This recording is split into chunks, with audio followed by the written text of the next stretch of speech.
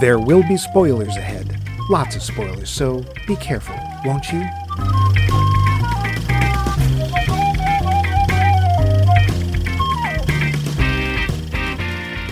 Hello, shalom, and welcome to Jewish Acting School.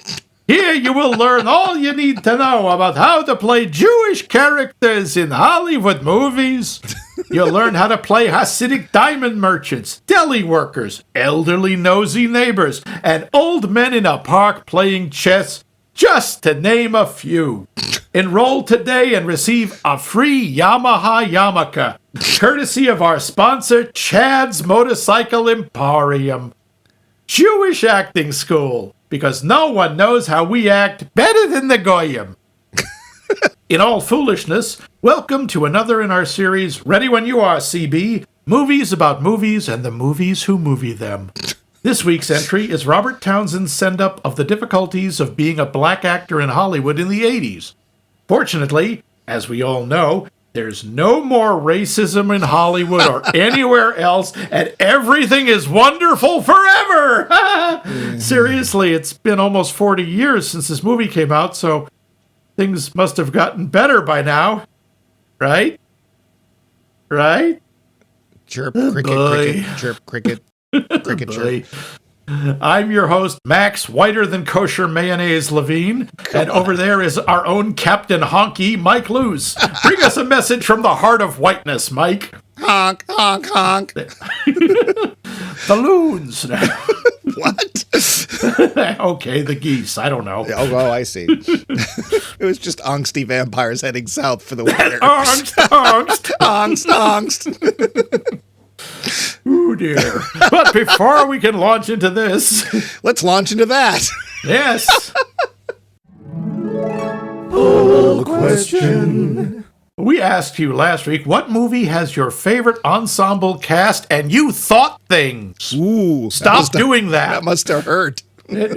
Seth Jacobs gives us 2, 12 Angry Men, and The Usual Suspects. I assume he means 2 different movies, because maybe the 12 Angry Men were The Usual Suspects? I don't know. They are very much 2 different movies, decades apart. You're fired. Those are really good examples, though. Yeah. Degsy O'Brien, fresh off the case of the Twisted Staircase. Oh, he's back. I missed it. I have to go and answer him. Yes. Yay. Yay, Degsy. Says, okay, so I'm almost reaching for Galaxy Quest here. Okay. But no, it has to be Mystery Men. Simply because I can name so many so readily. And he does. Oh. Stiller, Garofalo, Azaria, Macy, Mitchell, Rubens, the painter?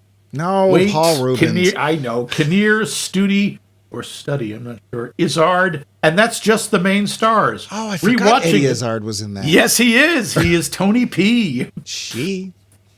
They are Tony P. And they're protected by the god of hair care. Rewatching it, you see more in the cameos. Lena Olin, really? Wow. Artie oh, yes, no, I remember him in there. Doug Jones. Had an idea. Maybe we should do a series on ensemble casts. Ooh. Thank you, Degsy, even though you didn't actually say it. I'm sorry, keep going with Degsy. Yeah. Doug Jones, Dane Cook. He was in that? Okay. Louise Lasser. Is it funny or Dane Cook funny?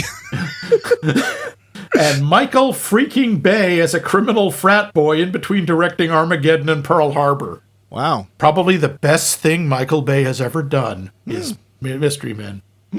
Neat. Who can ever forget his line, "Can we bring the brewski?"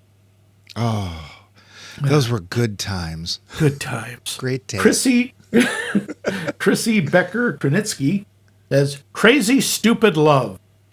I hope that's the movie and just not a commentary on how she's feeling these days. Okay. Brian Mundo. Oh, God. We can all guess. I can't imagine what he said. Yeah. Would The Fifth Element count as an ensemble cast? No, I'm sorry. It's a Bruce Willis movie. Yeah. Because you know my answer is, if it does. It does not. Sorry, Brian. Sorry. It's Brian. Of course we accept it. Yep. Tony Kellner says Avengers Endgame. Oh, there I would not have gone. Or Knives Out. Oh, yes. Tyler Stewart immediately jumps in. Tony Kellner, damn, you beat me to it. Both of them. Oh, neat. But he also says probably Murder by Death. Too much fun. Yeah. Absolutely. Ian Coleman says Victor Victoria. Oh. I don't know. It's funny. I think more of that is, the whole movie is Julie Andrews and Michael Preston. Robert. With a little Robert Preston, a little James Garner thrown in. But Yeah. it's true. There are a lot of good supporting people. All right. I may have to watch that again. Dan Schaefer responds, Clue. He likes that movie a lot. He does. Our scholar, Adam Mark, back with a vengeance, says, I'll give you 3. A drama, a musical, and a comedy. Ooh. Drama. The obvious answer is The Godfather. Oh, okay. An ensemble for the ages. Every actor gives a stellar performance, each one elevating the others. Each and every scene is wonderful. It's impossible to imagine a different cast. The Oscars ought to have a Best Ensemble Cast Award. And this is Exhibit A. It's a good point, actually. Well, he's brought that up before, which is why I came up with the question. Yep. Musical. Chicago. The Bears. What was Da Bears? What was staged as a series of solo vignettes becomes a cohesive ensemble in film. Zellweger, Gere, Zeta-Jones, Latifah, Baranski, and more really knock it out of the park. Impossible imagining other casting, especially as a combo. Comedy. My Best Friend's Wedding. Really? 1997. What should have been a horror show of a film, which I think kind of is, actually works in the capable hands of Roberts, Mulrooney, Diaz, Everett, and amazing supporting cast. Lovingly edited, Roberts ensures her selfish and duplicitous anti-hero has heart. Mulrooney ensures that he is desirable, but no cad. Diaz's character has a mind and will of her own. It would be incredibly easy to portray her as a cardboard cutout, soulless beauty/bimbo. Everett truly makes the film, but he wisely is not always present, ensuring he does not overshadow the others. And his performance elicited the best of others. The family and wedding party rounded out, all zany, I assume he means zany. Did he use two N's? Yes. Oh. But with the right tone and timbre to keep things going. All are allowed to shine. I see. This Annexjung Syndrome, which I believe is amazing, considering this was the zenith of Roberts' rom-com star power. A film for the ages when it could have been a disaster due to the ensemble cast. Very nicely put. I don't know if I agree about Best Friend's Wedding, but it makes some very interesting points. That's okay. That's why we asked the question. Yeah. We love to hear other people's takes on things. So, thank you, Roland, Adam. Thank you, Adam. Roland, the headless Thompson Gunner Hardy, says Goodfellas. And that's it. Well, what more do you need to say? Nope. Dave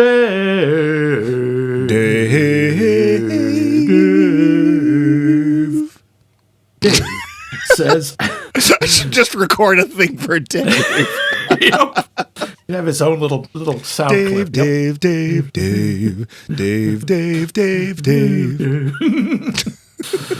Some movies, like Diner, it feels like everyone is a supporting actor and there's no real lead.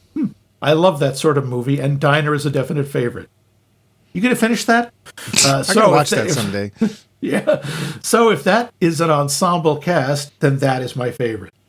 A Fish Called Wanda, oh wow, is the only film I can think of that has a cast that was reassembled for another movie where they played completely different roles. Oh, that's right, Fierce Creatures, I think. Yeah, they've got there's a lead in that movie. Oh, what is his name? He's really good. We haven't seen him much lately, but he's this really, really great actor, and everyone really loves him. What is his name? I think it's Kevin something. Yes, we will not discuss the Dark Lord. The Klein. The Klein. Klein! Well. So that is the ensemble cast that comes to mind, but I didn't like the second movie as much as the first. I didn't see it, but I've heard it's not as good. So they are more like the only ensemble cast I can think of rather than my favorite. Beyond that, I feel like casts are only reassembled for sequels, which does not count for me. I think that's fair. And ensemble casts are a stage tradition, or is using the same cast for many different shows more like a repertory theater. I would say more like a repertory theater. I would go with that more, but he's right. That does happen. They do try to talk about like the original Broadway cast of things. Yeah. The examples I see above from others mostly strike me as well cast, well acted, but ensemble doesn't fit for me. There are or were studios that use or use the same actors repeatedly, but they don't focus on keeping the cast as a whole the same from film to film. The casting for movies like To Have and Have Not and for Casablanca works very well, but I don't know if the word ensemble qualifies. I don't think it does because there's very little carryover. Well, yeah. When we get to asking each other, I'll say what I was thinking of for ensemble, which is maybe not what everyone else thought. But in Japan, I do enjoy the Japanese Action Club (JAC). But in Japan, the hand can be used like a knife. It's like a knife. But this you wouldn't doesn't do work this on to a tomato. But they are a collection of martial artists that work together on film and include Sonny Chiba, Etsuko Shiomi, and Hiroyuki Sanada as the stars. I don't enjoy them for their acting as much as for the action sequences. That's fair. Yeah. I felt that same way about like Jackie Chan's group of him and Yen Biao and Sammo Hung. Yeah. Yeah. Nick Hoffman chimes in yet again. David Mackman, you reminded me of Diner, which made me think of Tin Men, which I adored. Possibly Richard Dreyfuss's last great role. Danny DeVito, Bruno Kirby, Barbara Hershey, etc. Great, great cast. Okay. Oh, and he has one more. Mike Luce, A Bridge Too Far, 1977. Pretty much every major male star of the day except Burt Reynolds.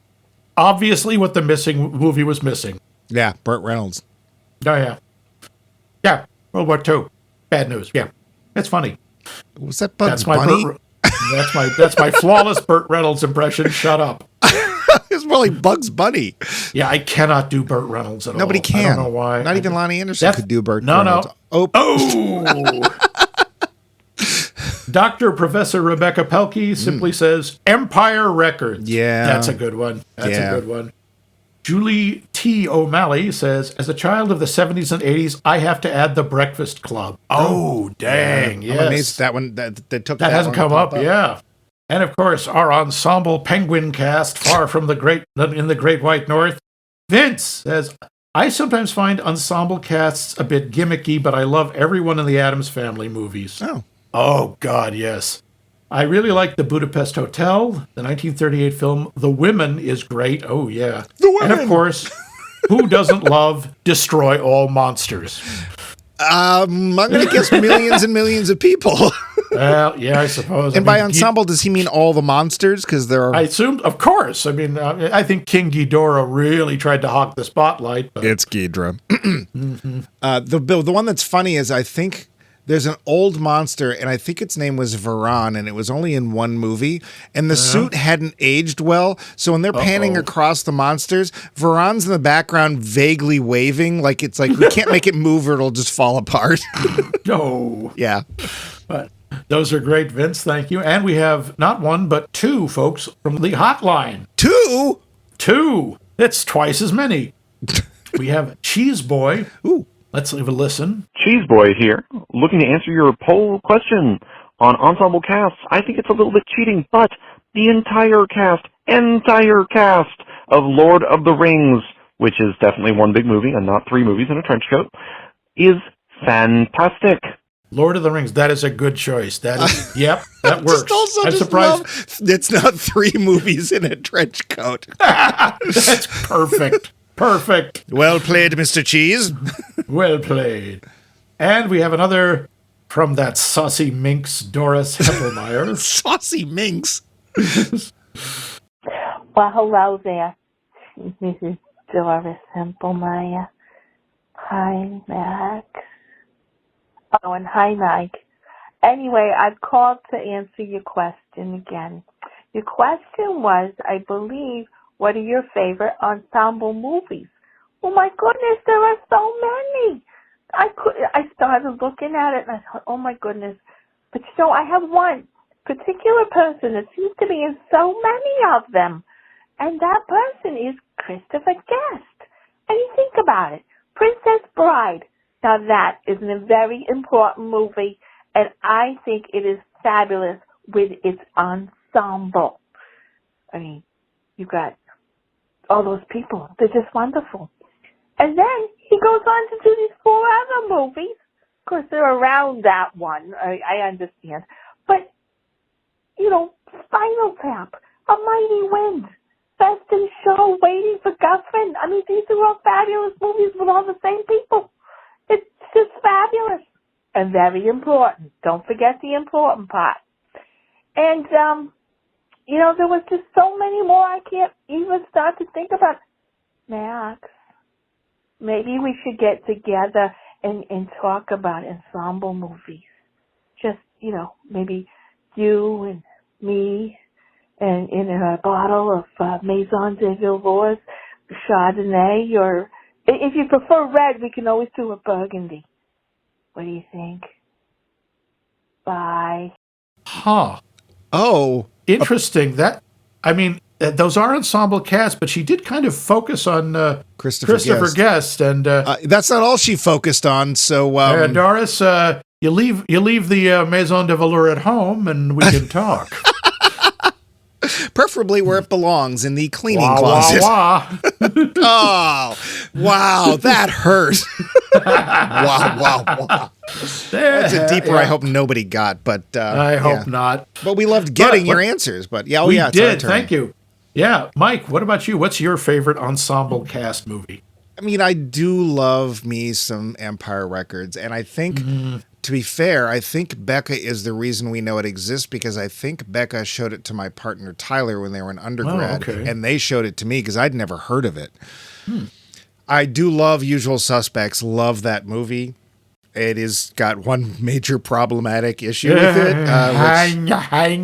But as we've talked many times about, if I already own it, I'm going to watch it again. Yep. I just won't give him any more money, Kevin Spacey. But I think for not only being incredibly broad, but being incredibly talented, I'm going to go with Gosford Park. Oh, I mean, it's sort of like also we make a film with all of British acting royalty in it, please? Yes, except Judi Dench, because she gets enough work over across the pond. And everybody in there is just great. Everyone, and to me, that's what I mean by ensemble. There's not really a focus on one particular character. It is really spread more across, and there's nobody who does that better than Altman, because he's like, I need to spread my butter thin. So currently I'm going to go with Gosford Park. Okay. But what about you? There's a bunch. I got to say, I like Ned's point about Lord of the Rings. That is, and Vince's about the Addams Family. Those are 2 examples of just absolutely stellar casting across the board. Yeah. For the minor characters, for the major characters, everything. But I got to go with Murder by Death. It's just, I have such a soft spot for that movie. Me too. And it doesn't make me laugh out loud, but it is so comfortable, and we've been quoting it for so long. Yep. Although I'm surprised that nobody said any of the Monty Python films, because that's almost the definition of ensemble cast. Yeah, that is a Grail. point. Yep, Life of Brian, sure. Yeah. But they were terrific answers, and we want still more. Because now they're old. And we want new ones. Brand new, shiny ones. And this week, I'd like you to think, what movie, if any, have you ever watched and just felt, this movie was not aimed at me? Oh. It's a movie that made you feel like I am the wrong audience. And at the end of the show, we will reveal the deep, dark secrets of the sacred ritual you must perform in order to get the email answers address. to us. It's a Bloodstone sacrifice. No, you will isn't. understand. Bloodstone was a 4th level Marvel superhero. I think 4th is even putting it. Well, of course, Elsa Bloodstone has been fairly popular. She was the daughter. She's more recent. Oh, my meter's going off. Excuse me. Actually, I think you'll find. She was also in that mini movie Werewolf by Night. Anyway, oh, the needle broke. Speaking of geekery, let's get to the facts. Budget. Oh boy. Yeah. The budget for this movie was about $100,000. Which, by the way, Robert Townsend put up, depending who you ask, between $40,000 and $60,000 of his own money by maxing out 10 personal credit cards. The gross, $5 million. Oh, so let's see. With So- interest, he still lost money. No, I'm just kidding. No. Now, he had to do so many corner cuts. Yeah. He got free film stock, by the way, by splicing together leftovers from the production of Odd Jobs and Rat Boy, two 1986 movies. Oh, I remember. No, Oh, sure you do. Rat Boy, isn't he on the cover of Weekly World News? that's Bat Oh, Boy. no, sorry, that's Bat Boy. The movie was shot in 17 days, spread over 2 years. Because he had to do it between his Townsend's tours as a stand-up comedian. Oh.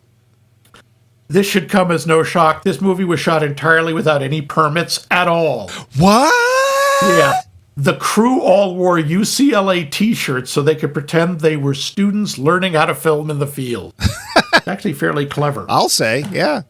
Townsend would rent camera equipment on Thursday, say they were shooting on Friday, and return the equipment on Monday so they could get 3 days of shooting for the cost of one. Oh, because Yeah. a lot of those places are closed on weekends. So yeah. The Winky Dinky Hoe Cake monologue was entirely improvised by John Witherspoon. And we have been quoting it ever since. Yes, we have. Hoes we gotta have. eat too. By the way, I would like to point out the origin of the term hoe cake has nothing to do with sex workers. Oh. It's from the old southern plantations. There's one of two possible etymologies. One, hoe was slang for griddle or skillet, but also a lot of the field workers would actually cook these things, which were basically Johnny cakes, on the blades of their hoes. Well, 'cause also, they didn't have pans. couldn't it also just be a shortening of the word hot? It could. Huh. There's a bunch. Okay. Yeah. I like the way they spelled it WHOE, but whatever. At the beginning of the film, just as Bobby Taylor walks into the Tinseltown Pictures offices, there's a close-up of the interview sheet showing his appointment for 10:30. All the other names on the sheet are the names of the actors who appear in this film. And we'll see them many times. Little sort of prescient joke at the end of the film. We get Bobby's fantasy of playing a flying black superhero. 6 years later, he would star as a flying black superhero, Meteor Man. Oh. Yeah. I guess he would. Townsend, this is the first movie he made. He'd been in a few others. Oh, he had a bit part in A Soldier's Story, which was a very significant black movie. And he asked his agent about similar opportunities to work mostly on predominantly black productions. His agent explained to him that Hollywood only makes, quote, one black movie a year. Well, I'm sure that's changed. Well, No. I think maybe they do two now. But Ooh. yeah. I don't know how Tyler Perry can only put out so many movies. Hey, he puts out a lot. He's the Nora Roberts of black cinema. Also one of the most successful guys in Hollywood. Good for him. Honestly, good for him. The more, the merrier. There's not a lot else about this, I'm afraid. There's not a lot of other trivia. But Mike, do you have anything? Just one thing. There's actually I'm guessing this is a reaction to something that happened in Townsend's life. So there's a section where they're very specifically wanting him to do Eddie Murphy. Turns out he tried out for Saturday Night Live's crew. Oh. They didn't take him. They took Eddie Murphy. Oh, So, ouch. yeah, I'm wondering if that wasn't a commentary on that situation. And then we just watched all these people do Eddie Murphy impersonations, which is... We'll get to this. Yeah. But there's a story to tell. Yes, there is. So we get to the plot. Ooh. Young Bobby Taylor is one of that rare breed in California, an aspiring actor. What? He works a dead-end job at a fast food joint, but dreams of movie stardom. Unfortunately, Bobby doesn't just have to contend with the difficulties of becoming an actor. He has to deal with the problems systemically inherent in being a black actor in Hollywood. Boo. He fantasizes about what sort of movies he might find himself in, both good and bad, and we get to see his fantasies on the screen. Eventually, he gets his big break playing the leader of a gang called the Afros. Yes, it's exactly like you think it is. he has to deal with a screenwriter, director, and producer who are all white, but are convinced they know how to bring believable black characters to the screen. Bobby is faced with a moral dilemma. Does he go through with the movie, perhaps launching his career, or does he stand by his principles and refuse to play another in a long, long, long line of stereotypical black characters? Yeah. Well, this is an 80s movie, so take a guess. The film. Well, Max, yeah. Have you have I even if you say no, I'm going to say yes, you have. You've seen this before, and I say that because you've been quoting things to me that I've been quoting back, and I had no idea where they came from, and now I do. Yep, absolutely. Wings don't fail me now. Batty. Hoes got eat too. And yep. Winky, dinky dog. Say it with me. Winky, dinky dog. When did you see it when it came out? I did. I saw it the year it came out. I saw it in the theater. Well, you've always been a big stand-up fan. Like that's one of your favorite things. Did you ever see Robert Townsend stand-up? I did. I saw him in one of those like evening at the improv shows. Oh wow. On like A&E, and he was a good stand-up. He wasn't. I don't think he was spectacular. Yeah. But he was very good. Well, I mean, obviously you remembered some of the lines from this film. Do you remember your reaction to it? Yep. I liked it. I remember at the time, to me, it was revolutionary. I'd never thought about this stuff. I mean, I was pretty young back then. And pretty white. But, yeah, very white. Luckily, Max has changed. Oh, yes. Yes, I was born a white child. Now I'm a poor black man. Sure. Sorry, that's variant of Steve Martin's line, I was born a poor black child. Was it The Jerk? That's where it's from his stand-up routine, but that's the basis of The Jerk. Okay. Never saw it. He's like 20 when he finally is told he's adopted. I mean, it's no man with two brains, but then again, what is? Hey, that one's fun. If you say so. Yeah. I can't remember if I saw it. I think I did, but anyway, that's not this movie. So, have you seen the movie since then? I think I saw it once on video about 30 years ago. Ah, okay. Yeah. I have not seen it since because it doesn't really make the rounds much anymore. Well, I wonder if there's a reason for that. It does. You had never seen it. It has a very VHS feel. I didn't think about that, but it does have a very VHS kind of feel. So, well, I'm sure it was shot on a VHS camera. No, I'm sure it's film, but it's It I don't know. It's the lighting, whatever. But we usually start with the cast, which is going to be weird. Yep. Because this is sort of peppered with names, and then how do we put this? Silhouettes as it looks on IMDb. Yeah, there's a lot of people in this. Some of them went on have long careers. Some of them vanished without a trace. Yeah. I mean, let's talk about Robert Townsend first. Yep.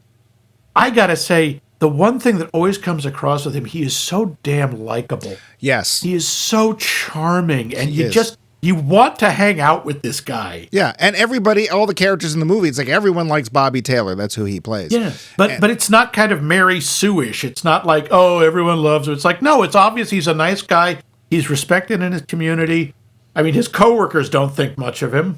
Yeah, but we don't think much of his coworkers. So besides, they work at Winky Dinky Dog. Dinky Dog. And and they're happy making, $2.25 an hour. Yeah. I mean, I was that minimum wage. I was a couple of years before that. I was working for minimum wage, and that was $3.35. Ooh, that just gave me shivers. So I think we can as far as cast goes, we can comment on him as an actor. The issue, though, is that he is also the writer, director, and producer. Yes. And that stuff I think we can come back to later. As an actor in this film, he is a character that you like, and you want nice things to happen for him. So I will definitely... You want him to do well, and you feel the conflict that he goes through. Yes, you do. Then we got his grandmother. I'm skipping his mother's Starletta Dupois because I'd never heard of her before or since. No, and she's in and she's only in 2 scenes. She has I think 3 lines. Yeah, and she's fine. Yeah, she does fine. She just doesn't have anything to do. Helen Martin has been in everything. I think she's the best character in the film. She is. I think she is. I don't have a problem with that. I think she's the most real. She wants to be supportive, but she too sees that he's just being thrown through the system to do the same thing and represent black people in the same horrible way that they've been represented since the talkies. And perhaps even, actually, we know earlier than that. Thank you, D.W. Griffith. Yeah. And she obviously had hopes that the newer generation would rise above this and not do it. But she also wants her grandson to be successful and be happy. And it looks like this is going to make him happy. So she for a grandmother, subtly suggests that you should probably think twice about this. But then she's like, no, I wish you luck. I'm going to support you, but just remember, there's always work at the post office. Yeah, we'll get back to the work on the post office.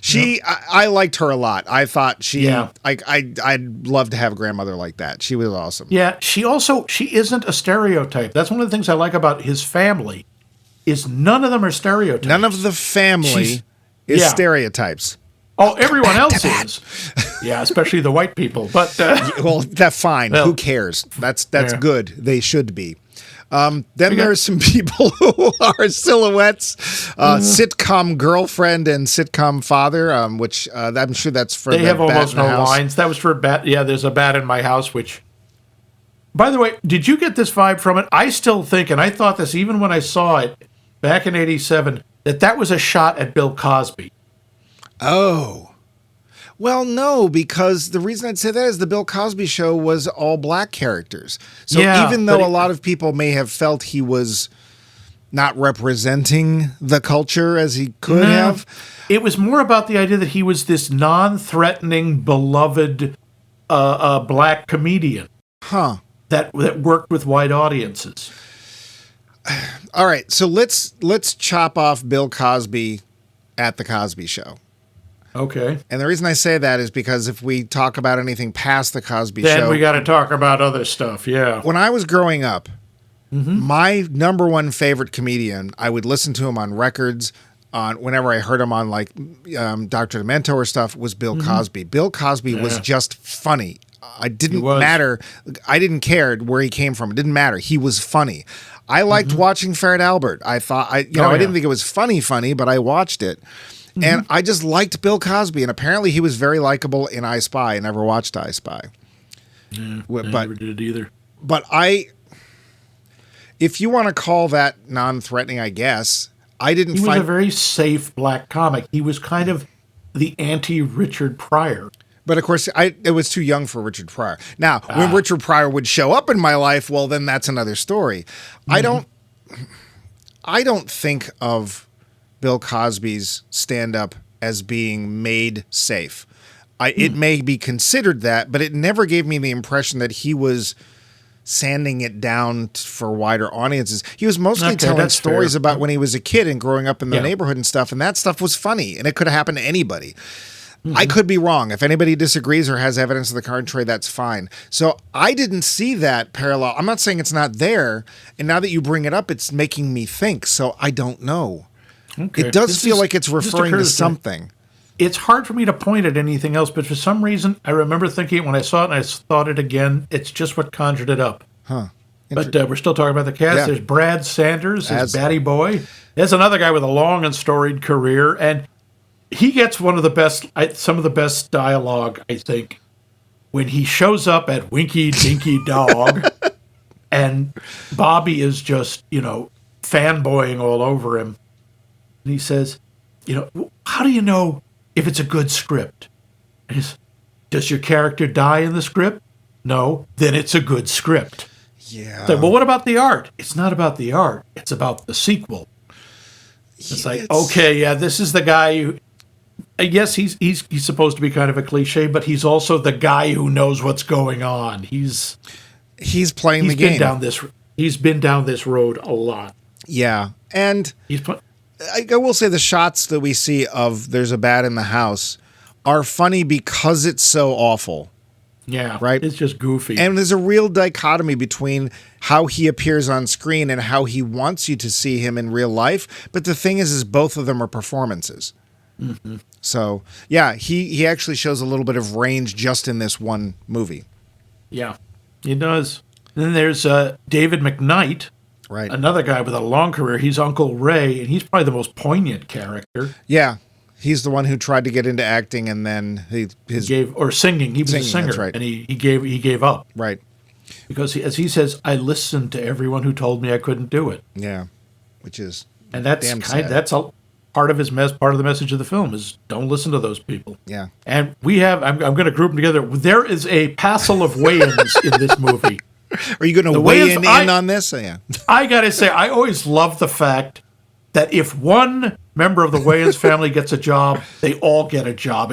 I think it's nice that they stick together like that. Yeah. And I know this has happened. It's like both Keenan and Damon have both said, if I'm in this movie or this TV show, you got to give jobs to my family. Yeah. So we got Keenan Ivory Wayans is Donald, one of the co-workers. Yep. Who, by the way, does not look like he works at a fast food place. No. I forget how ripped he used to be. Yeah. Yeah. And then there's Damon is in this, although I don't think he has any lines. Yeah. And Kim is in there as one of the hairdressers. No, she's customer in chair. Oh, she's customer in chair. Excuse me. So how could I get those incredibly distinct characters mixed I think up? she's the one where they're hugging and they're actually hugging. Oh, and she's squashed in the middle. I think that's her. So Keenan does fine. And he later on we get to see plays multiple he's characters had his as hand they in the all do. hormone jar, and he's a handsome guy. So that's nice. Not a huge lot to do in that part, but of course he'll come back and do other things. So sure, as Jerry Curl. Yeah. Give me my activator. Yeah, okay. Yeah, we'll get to that. Yeah, and then there's, main characters like Hooker, too. But there's also Bobby's girlfriend, I believe is Lydia, Anne-Marie Johnson. And she doesn't get a lot to do, although she does get a chance to have some fun during one of his dream sequences when he's thinking of sort of, what if I do take this and I get, boycotted by the NAACP, and she leads the charge to kill him. Yeah. So, everybody does fine as actors, I think. The issues that I may have with the film don't stem from that. Okay. But I also got to say, Dom Herrera, who is one of the writers of the movie, along with Townsend and Keenan Ivory Wayans, is pretty damn good as the incredibly nerdy screenwriter. Oh, and it's like that's a face I've seen before, and then I saw his you name have popped seen up him and everywhere. He's been all over TV. He's an Italian stand-up comic. He can be very funny, but he tends to play basically kind of funny goombas. He's just sort of this nerdly. He's treading that line of moist. Yeah. What is he doing to my words? What's he doing to my words? I mean, he almost started asking for his red stapler. Yeah, he came close to that. So the cast is well chosen and well set up. Sure. Music in this film couldn't be more 80s if it tried. Oh, it might as well have the date stamped on it. Man, it's like every... Very, very 80s. Yeah, every rom-com that was made in the 80s, a lot of TV shows, the music. And to be fair, he probably had to buy, royalty-free music from, a box at the back of the studio, because what are you going to do? Sure. So, yeah, there's that. So we have a big... I wasn't prepared for this film. You've seen it. Oh, okay. And the reason I say I wasn't prepared is I thought it was going to be following Bobby, that's what we're doing. And then suddenly it's Kentucky Fried Movie, and we're in this whole other thing where he's doing these skits. They're not even was it O. Henry or the Daydreams? No, it was, who was the... Oh, Eugene Walter O'Neill, Mitty. Walter Mitty. Walter Mitty, okay. He's sort of Walter Mittying off. And we're suddenly doing this weird stuff out somewhere else. And I just wasn't prepared for that, so it was a little shocking. And then we get into it, and I'm like... they do the bat in the house thing and stuff. And I'm like, you know what? This is actually, we do black acting school. Black acting school killed me. It's hilarious. I love this. Hello. They're all doing every absolute, Bobby is doing an uncanny step and fetch it. That was We're later. going to the promised land. Cleveland? Yeah. Oh God! And even the phone and yes, you'll learn the proper way to walk black and talk black, and they're all the coaches are white. Yeah. And even the phone number, 1-800-555-COON. Oh, Lord. Yeah. Oh! What amazes me is that they don't really use the N-word in this film because They hardly use it at all. I'm not even I sure think they once, did. No, somebody says it once, but Okay. I think that's it. I wasn't even one of the escaping slaves is even named Mandingo. right. Oh, that's right. Oh, and everybody Lord. loves Mandingo. Yeah, I was not prepared for that, and it was almost UHF too. Like, what is Yeah, a little Weird bit. Al's taking a nap, and now we're gonna watch the shows in his head. Now on U32. And at first, I found it jarring. But then I honestly will say that the skit for Black Acting School was the funniest thing to me in the film. And I was like, okay, if you're going to do this, I'm on board. That's fine. But then we went back. And the issue is that I think that literally was the funniest thing in the film all through. There's some other parts that I thought had some funny things to it. Because then, of course, we do the Siskel and Ebert thing, which very much feels like UHF, which I don't remember if it came later or not. I think it did. But they make up their own movies that they snuck into and are reviewing. Oh, yeah. Chicago Jones and the Temple of Whatever and Dirty Larry. Yeah. Attack of the Street Pimps. The problem is that as parodies, I guess, of these films, they're actually not very good. They weren't very funny. And again, part of that is they're just hanging around outside and trying to do them. Yeah, they're or in some parking lot somewhere.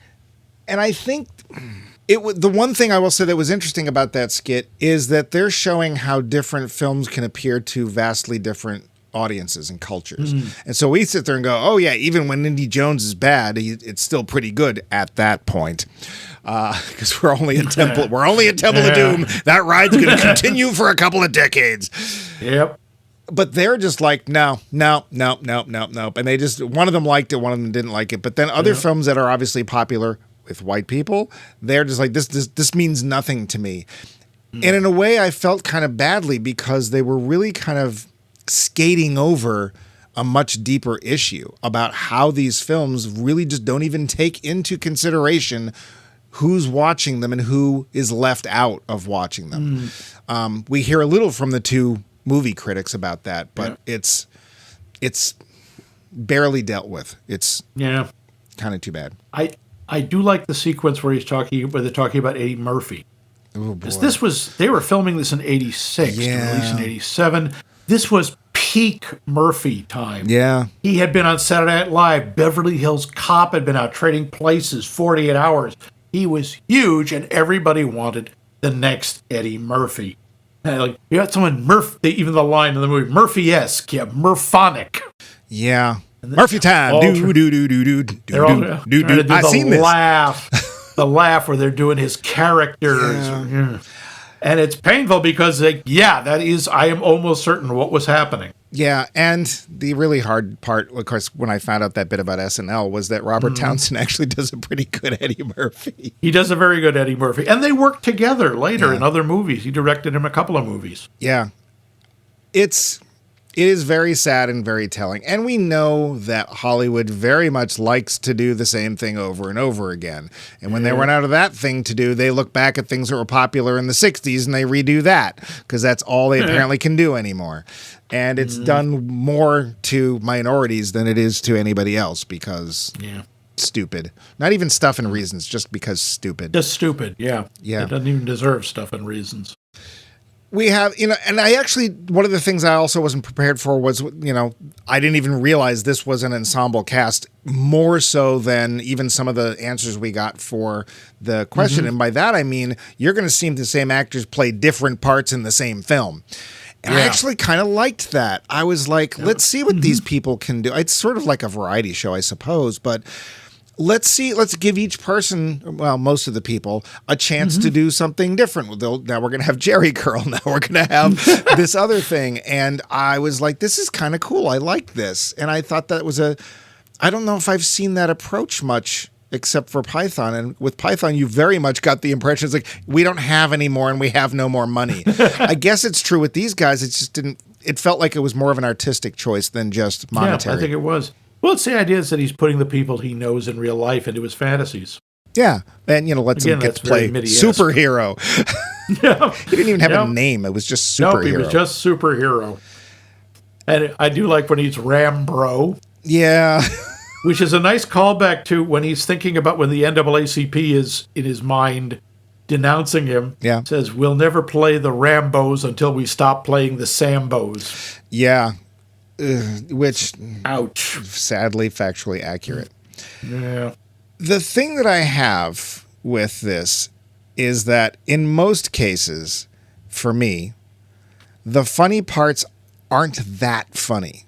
Black Acting School was great. I loved that. Yeah. Some scenes in Jerry Curl were funny. We quote the Winky Dinky Dog, but it's not really that funny. And then we're really sandwiching those together with some pretty heavy social commentary that it also doesn't feel like is really going that deep. It's giving us the message, but I don't really feel it. At the very end, there's a scene where Bobby Taylor has decided to take this part. We don't see his final audition because he has been struggling with the idea of how he's going to play this part. And he has even talked about how he wants to remain true and not do the traditional, stereotypical, horrible, unbelievable black character. So we don't see his actual audition. And I initially thought, oh, maybe he managed to pull something out of nowhere that was more true and better, and that's why they chose him. But no, it turns out he, in fact, is doing exactly what they want. And it's as horribly stereotypical and cartoonish as it is. It's not enough when they make him do it worse. Yeah, but the poignant scenes to me didn't feel poignant enough. Huh. Like I didn't really. I didn't feel the depth of emotion that I thought the subject deserved. Even the sequence. See, I think the sequence with Uncle Ray is very touching. That's about as deep as it gets, and it is touching, but it doesn't really go anywhere either. Like, oh, it's so sad I didn't get to do this thing. I hope you get to do it. And by doing it, it's by doing the same thing that black actors have been forced to do for decades. But he turns away from it at the end. He gets the part. He could easily just swallow his principles and bug out his eyes and stick out his ass and do the whole jive ass routine, as he says. Yeah. And he refuses. He calls them out on it, and he walks off the set. But then somebody else just picks it up and does the same thing, and he goes to work for the post office. And wow, take a big slap in the face, post office, because you're the rest of pretty much all the other professions, apparently. Well, if you can't succeed, just go to the post office. Except he looks like he's happy doing because he is doing film. He's doing a public service. That's what we see at the end, is he's doing a PSA for the post office. So he's getting on TV. It's one PSA, and who's going to see it? Yes, it does. I guess the feeling I had was that, and we should be very clear, neither of us think that things have necessarily gotten better for minorities of any kind in Hollywood. But it wasn't. I didn't feel hopeful, or I didn't feel like his decision really led him much of anywhere except to where his grandmother told him to go. I don't know. To me, it seemed like he found his way in between. He said, yes, I want to still perform. I still want to be seen, but I can do this too.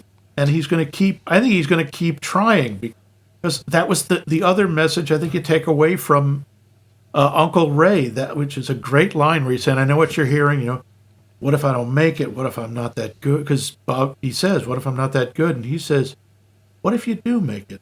What if you are that good? You've got to try. Yeah. And I think he's still doing that. He's just trying it on his own terms. And I think that is kind of hopeful, and I thought it was very positive. But the problem is that, Max, we know there is no try. There's do or do not. That's it. The little green Muppet told us that. That's only if you're short, green, or Mark Hamill. Sure. I mean, the fact that this is an amateur production, I think, is pretty obvious. Mm-hmm. I think that this is a first attempt, you can tell. Yeah. And I am really glad that he made the money that he did on it. And it also allowed him to continue on to make more films, continue stand-up, etc. But it's a very first effort. And in a lot of places, I was wishing for more. The pacing is a bit slow. It's not a long film. It's an hour 22, but I felt there were times where it kind of dragged. The only time I felt that was during the death of a breakdancer sequence, the Jerry curl sequence. I think that when it reminded me of in Kentucky Fried Movie how Fistful of Yen, the Bruce Lee parody, goes on a bit too long. Yeah. You get why they did, and I get why they did here, but they both go on too long. Or 80% of the skits on Saturday Night Live.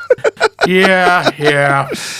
Also true. I think that Townsend has a lot of talent. He needs a better writer. And I know you said that there was a Wayans and that other guy, Dom, what's his name, is part of the writers, but I honestly felt like Townsend could himself have performed a lot better. Like I felt that he had that much more, and we just weren't seeing it. And I think he didn't have the energy. He was doing everything else. Yeah, he was Ed Wooding it all he's over writing, the place. he's directing, he's producing, he's using his credit cards to pay for things. Yeah, he didn't have the smarts to spread the blame around. Yeah. I think this does feel like a first effort. I just think it feels like a really good first effort. But so many first efforts from people are utter crap. And I think this is good. Well, I enjoy it. We haven't quite got to that point yet, although I guess we're inching way up. Although I guess, I don't know if I've got any more notes. Oh, yes, one. The overdubbing was terrible. And obviously they couldn't afford a really good sound lab. Well, no, things happen. Like when you record sound in the field, you can't really hear it until after the fact, and usually by then it's too late. Everything's been struck, or you've run away because the cops are coming, or you don't have a permit or whatever. And it wasn't the whole film. A lot of the film wasn't overdubbed, but the parts that were just awful. And it's the reason I say that is because not only does it sound flat because you're recording it in a studio, but the performances aren't. You can tell they were better in the field. And they just, for me, I was watching with headphones because I didn't want to miss anything. And it's unfortunately, it is a personal pet peeve, I will admit. But when I hear bad overdubbing, it's like, ugh. I can't say I noticed. Did you watch with headphones? No. That's probably why. And I should probably not do that. But I can't tell if a film or TV show is going to be mixed well enough for me to hear it. So I don't like missing the dialogue, and I don't need to hear the music that badly. Hollywood. So I don't know. You want to get to that thing? Oh, there's one other line I really liked. Oops. When he's showing up on the set to film his scene where he's going to have, and he bumps into this actor who's clearly doing like a Dirty Harry or Rambo or something character, and the guy's complaining, I don't get to kill enough people. It's a 38 kill deal, John. Yeah. I just like that a 38 kill deal. Okay, I have no trouble believing that's a real term. Probably. Yeah, probably. I like that. I also like the fact that when he's reading the script, we know Dom Herrera's character, whatever his name is, Whitey Von Whiterson, is the writer. Did you see the name of the writer is given? Mandrill Man Vacuum. What? I want that to be my new super villain secret persona. Fool, you will feel the wrath of Mandrill Man Vacuum. Okay. Oh, God, I'm wondering if that's supposed to... we're never... Okay, go ahead. We're never... Mandrill Man Vacuum? I mean, that's got some interesting overtones. Oh, I thought it was Van Vacuum. No, Man, M-A-N. Man Vacuum, that's dirty. I think so. Time to clip the hedge. Luckily, we have the Man Vacuum to take up the leaf cuttings of your man. Yeah. Oh, okay. God. But now... The finish. So, Max. Yes. You liked it then. You saw it once on videotape. You held it up to the light and you GAF. I turned the crank. I turned the crank. I got the little hamster in there. And with refills, you can make Bugs Bunny or Bozo the Clown. So, yes. What do you think about it now? I have to admit, it's not as funny as I remembered. But I still think it's really well done. I think it makes an important point. And I like the performances. Pretty much all of them. Mm-hmm. I still enjoy it, and I think I can see how it inspired an awful lot of people, because a lot of people have said this was a jumping off point for them. Mm-hmm. But it's not as funny as I remembered. but I still enjoy it. Does the film, or did it then, make you uncomfortable? Yeah, a little bit. What part? Like, what about it made you uncomfortable? Well, the fact that I had never thought about any of that. I mean, back then I certainly hadn't thought about the difficulty that black actors had. I didn't think about, oh God, they are all playing this. I remember Margaret Cho, the brilliant stand-up comic, was talking about how she never, what? I think I know where you're going. Yeah. She said she never saw Asian women on TV, or if they did, they were in very specific parts. And she said, I remember standing in front of my mirror, little 11-year-old me going, someday I'll be an extra on MASH. Yeah. Yeah, that was painful. That's where I thought you were going. Yep. But, it did. It made me think about something I had not thought of, and it did make me uncomfortable, which I think is part of its mission, and I think it succeeded. So what about you? Here's a film I think I'd heard the title of. I honestly don't think I knew anything about it. And I sometimes like going into films that way. And if we're doing them for the show, I specifically don't look up information because I don't want to know. I just want to see it. Mm-hmm. To me, it felt very amateurish, which it is. Huh, yeah. I felt that the parts that were funny weren't funny enough. The parts that were poignant weren't poignant enough. I felt that some of the characters that were in every day felt a little stereotypical to me. And I'm like, what are you making a comment on here?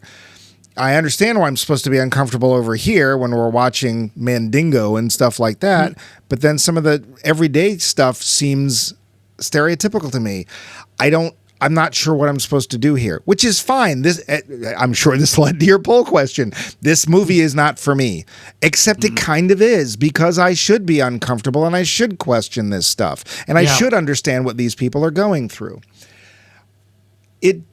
I'm glad that it inspired people. I'm glad it got made. I'm glad it got him his money back, and I'm glad that it led to a successful career for him. I don't know how this film would play today. I think it feels very much of its time.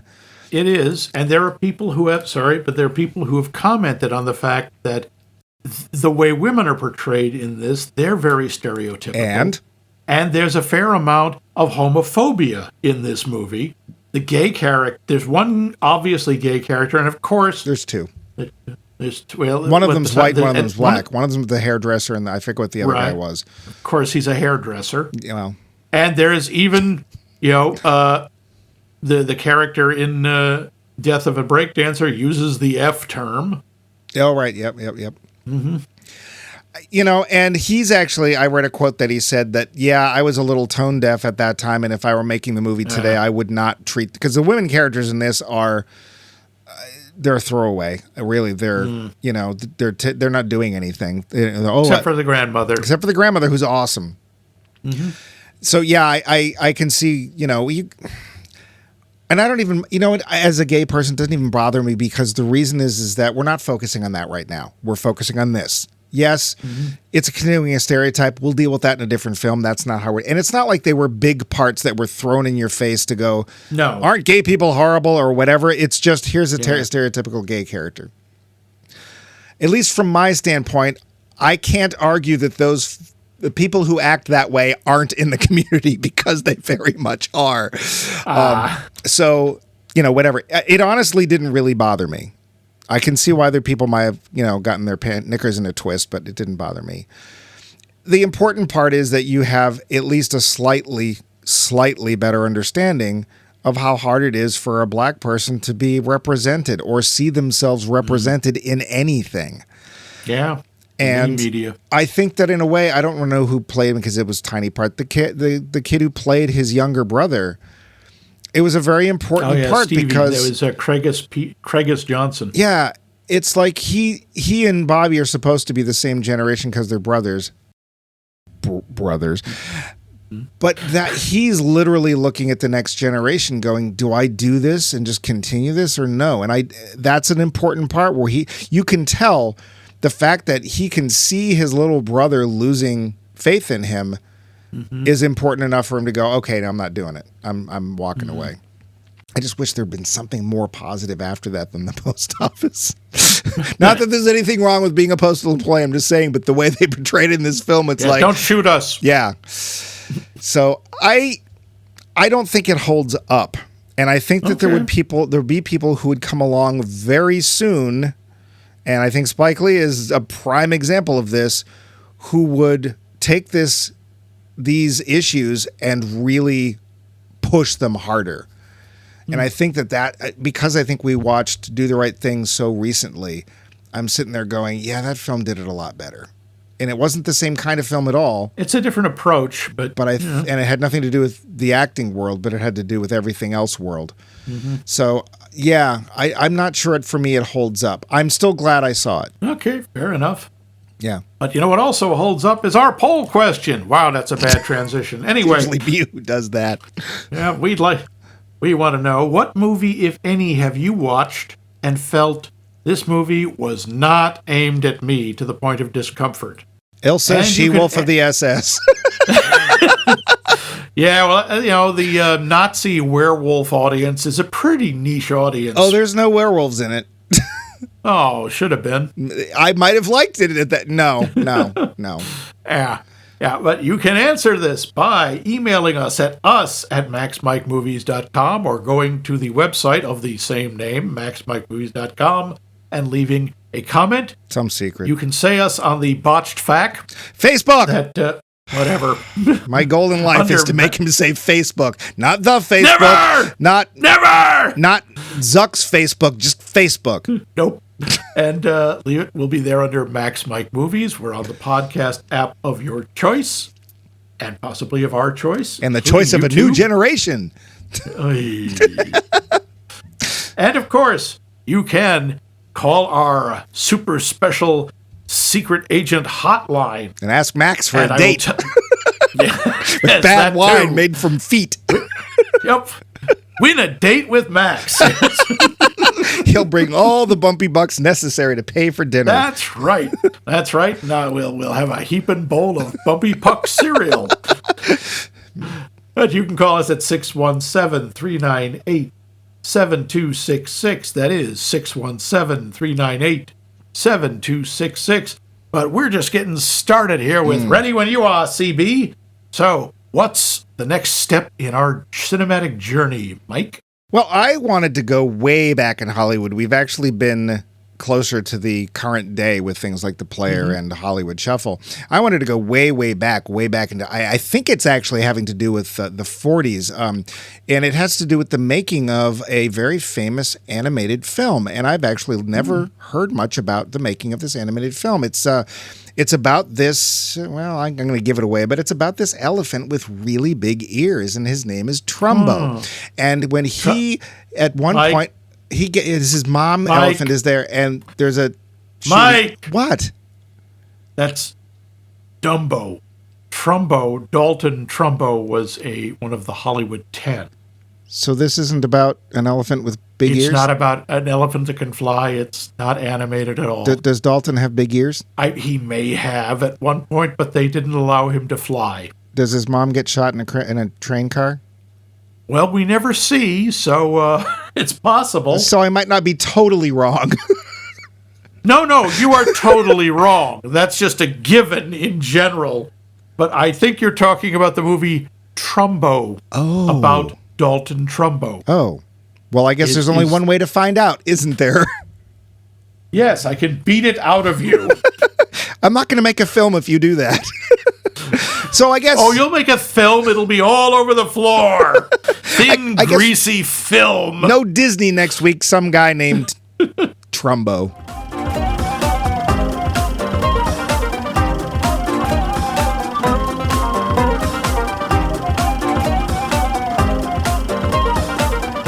This has been a co-production of The Voice of Max and The Movie Wrench.